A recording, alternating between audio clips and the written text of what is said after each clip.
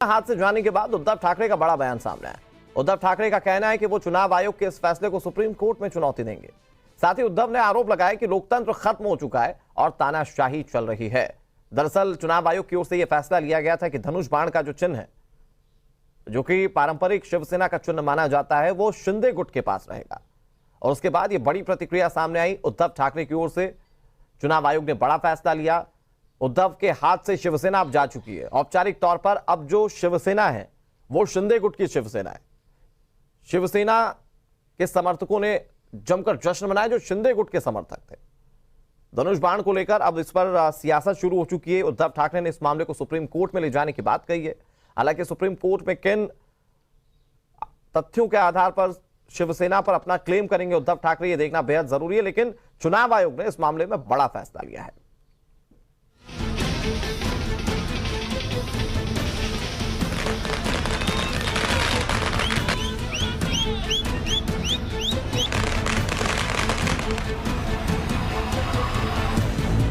महाराष्ट्र में लग गया सबसे बड़ा सियासी निशाना।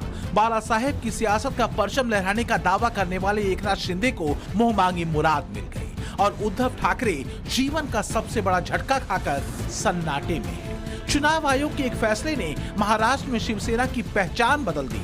बाला साहेब की विरासत भी एक झटके में शिंदे गुट के हाथ में आ गई। महाराष्ट्र की सड़कों पर जश्न का माहौल है और एक ही आवाज गूंज रही है, शिंदे गुट ही असली शिवसेना। अखेर सत्याचा विजय झाला। बाळासाहेब आणि आनंदीगे साहेबांच्या विचारांचा विजय आहे। पिछले साल एकनाथ शिंदे का धड़ा टूटने से शिवसेना के दो फाड़ हुए थे और तो और महाराष्ट्र में तख्ता पलट हो गया। सरकार बदल गई और सरकार के नाम का सिक्का चलाने वाली शिवसेना के लिए अपनी पहचान का संकट खड़ा हो गया, क्योंकि शिंदे गुट ने सूबे में नई सरकार बनाने के बाद शिवसेना के चुनाव चिन्ह पर भी दावा ठोक दिया था। ये बात अक्टूबर 2022 की है। उद्धव तब भी ताल ठोकते रहे कि असली शिवसेना उनकी है, लेकिन 4 महीने में ही ऐसी नौबत आ गई कि शिवसेना का चुनाव चिन्ह तीर कमान भी छिन गया और शिवसेना की पहचान भी हाथ से निकल गई। ये सरासर अन्याय है। मैंने जैसे कहा कि अब अपने देश में तानाशाही की शुरुआत हो गई है, ऐसा ऐलान अपने प्रधानमंत्री कर दे तो ज्यादा अच्छा रहेगा, क्योंकि अब प्रजातंत्र तो देश में रहा नहीं।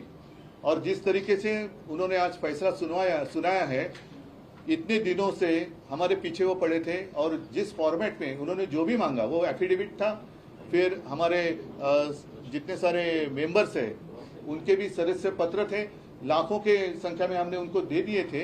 इसके बावजूद आज वो अगर कहते हैं कि सिर्फ विधायक और सांसदों के ऊपर पार्टी किसके पास है ये तय उन्होंने किया, तो ये अन्याय है। उद्धव की छटपटाहट साफ दिख रही है, तो उधर उनके सियासी सिपहसालार संजय राउत चुनाव आयोग के फैसले पर उंगली उठा रहे हैं। आरोप लगा रहे हैं ये खरीदा हुआ फैसला है। खरीदा हुआ फैसला, ये फैसला नहीं, ये न्याय नहीं।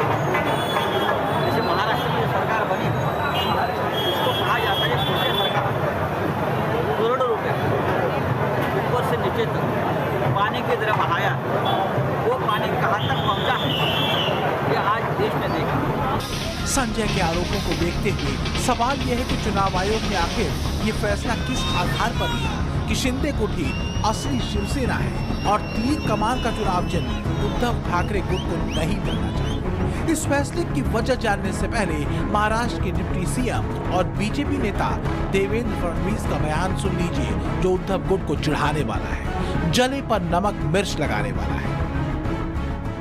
उनके दोनों प्रकार के वक्तव्य टाइप करके रखे हुए थे।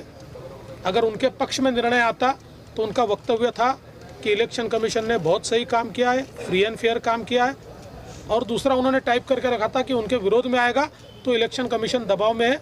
वो उनकी स्क्रिप्ट पर चल रहे हैं, लेकिन इलेक्शन कमीशन हो या सुप्रीम कोर्ट हो, ये कानून से चलता है, ये न्याय से चलता है, ये संविधान से चलता है। इस मामले में राज ठाकरे ने जो पहली प्रतिक्रिया दी है वो भी उद्धव को तिलमिलाने वाली है। राज ठाकरे ने कहा, बाला साहेब सही कहते थे, पैसा जाएगा तो फिर आएगा, लेकिन नाम जाएगा तो फिर वापस नहीं आएगा। यानी राज ठाकरे ने इशारों में कह दिया कि उद्धव में कुव्वत नहीं थी कि वो शिवसेना और उसकी विरासत को संभाल सके। ये बात खुद ब खुद साबित हो गई। चुनाव आयोग के फैसले के बाद बड़ा सवाल ये है कि उद्धव अब अगला कदम क्या उठाएंगे। उद्धव सुप्रीम कोर्ट का दरवाजा खटखटाने का इशारा दे चुके हैं, जहां उन्हें आखिरी उम्मीद दिख रही है। बड़ा सवाल यह भी है कि शिव सैनिकों को अपने साथ बनाए रखने की चुनौती से उद्धव कैसे निपटेंगे, क्योंकि चुनाव आयोग के इस फैसले ने शिवसेना को एक परिवार से निकालकर ऐसा विस्तार दे दिया है जिसमें उद्धव और आदित्य ठाकरे हाशिए पर दिख रहे हैं।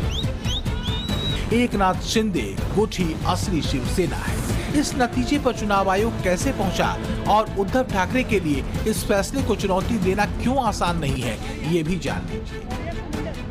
चुनाव आयोग के मुताबिक शिवसेना का मौजूदा संविधान अलोकतांत्रिक है। ये बिना चुनाव के पदाधिकारियों की मंडली है।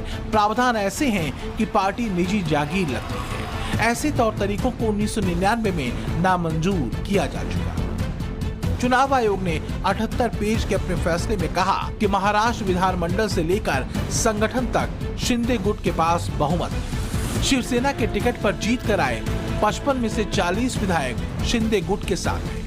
उद्धव गुट के साथ सिर्फ 15 विधायक हैं। शिवसेना के 47, 82, 440 वोटों में से 76% वोटों के दस्तावेज शिंदे गुट ने अपने पक्ष में पेश किए।